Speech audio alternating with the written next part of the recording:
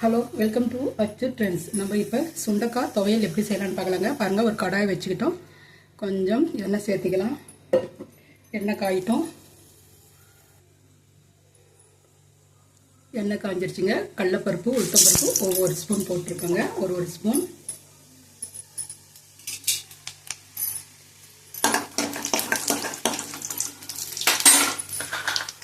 சுண்டக்காய் ரெண்டாக கட் பண்ணி வச்சுருக்குறேங்க. இப்போ வந்து கடலைப்பருப்பு, உளுத்தம்பருப்பு நல்லா காஞ்சிருச்சுங்க. இப்போ வந்து நம்ம வந்து இதில் 2 பல்லு பூண்டு, தக்காளி, ஒரு தக்காளி இதெல்லாம் போட்டு ஒன்றாவே நீங்கள் வந்து வதக்கலாம். ரொம்ப ஊற்றலாம், ஒன்றா போட்டு வதக்கலாங்க.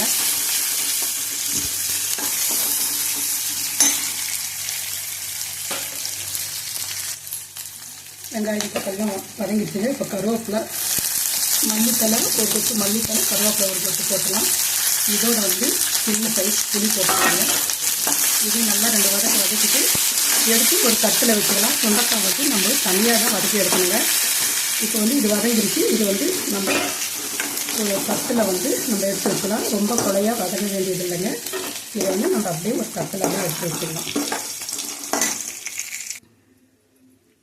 அதே கடையில் நம்ம கொஞ்சம் எண்ணெய் சேர்த்துக்கிட்டோம். சும்மா ஒரு ஸ்பூன் எண்ணெய் சேர்த்துக்கோங்க. சுண்டக்காய் கழுவி 2 கட் பண்ணி வச்சுருக்கேன். அப்படியே போட்டு நல்லா வதக்கிக்கோங்க. சுண்டக்காய் வதக்கும்போது கொஞ்சம் மஞ்சள் போட்டுக்கோங்க. அந்த கலர் வந்து நல்லா மஞ்சளாக நல்லா இருக்குங்க. சும்மா கொஞ்சமாக மஞ்சள் பொடியில் சேர்த்துட்டேன். கொஞ்சமாக இதுக்கு தேவையான அளவு உப்பு கூட சேர்த்துக்கிட்டேங்க. இது நல்லா வதக்கினா கலர் வந்து மாறாது. அப்படியே நல்லா பச்சை கலர்லேயே இருக்கும். துவையிலும் நல்லா கலர்ஃபுல்லாக இருக்குங்க.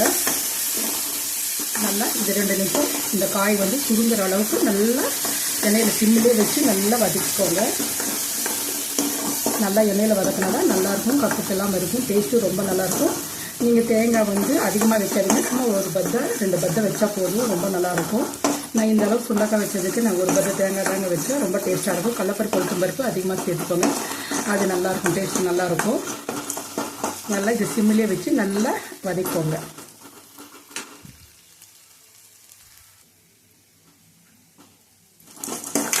சுண்டக்காய் பாருங்கள், இந்த அளவுக்கு வதங்கினா போதும். தோலெல்லாம் பாருங்கள் சுருங்கிருச்சு. இந்த அளவுக்கு வதங்கினா போதும்.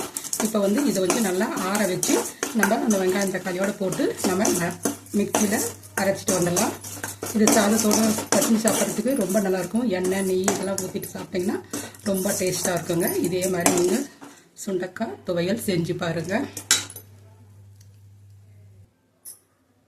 இது நல்லா ஆறினாட்டி மிக்சி ஜாரில் அரைச்சிட்டு வந்துடலாங்க. அரைச்சிட்டு வந்துட்டு பார்க்கலாம். சூடான சாதம், சுண்டக்காய் துவையல் சூப்பராக இருக்கும். இதே மாதிரி நீங்கள் செஞ்சு பாருங்கள். இதோட நம்ம நெய் ஊற்றி சாப்பிட்றதுக்கு ரொம்ப நல்லாயிருக்கும். இதே மாதிரி நீங்கள் செஞ்சு பார்த்துட்டு எப்படி இருக்குன்னு நீங்கள் சொல்லுங்கள். ஓகே, பாய்.